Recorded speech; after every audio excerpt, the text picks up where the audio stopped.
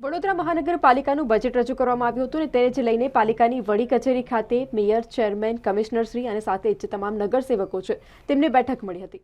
વડોદરા મહાનગરપાલિકાની વડી કચેરી ખાતે મેયર, ચેરમેન, કમિશનર અને નગરસેવકોની બેઠક મળી હતી। હાલમાં જ પાલિકામાં બજેટ રજૂ થયું હતું ત્યારે નગરસેવકો તેમજ પાલિકાના મેયર પિંકીબેન સોની, સ્થાયી સમિતિના અધ્યક્ષ ડોક્ટર શીતલ મિસ્ત્રી સમક્ષ કેટલાક નગરસેવકોએ આજે પાલિકાની વડી કચેરી ખાતે બેઠક કરી હતી। નગરસેવકોએ બજેટને લઈ અને પોતાના મત વિસ્તારમાં પ્રશ્નોને લઈ જરૂરી સૂચનો કરવામાં આવ્યા હતા। અત્રે ઉલ્લેખનીય છે કે આજે પાલિકાની વડી કચેરી ખાતે સામાન્ય સભા મળવાની છે અને જેને જ લઈને આ બેઠક મહત્વની ગણી શકાય।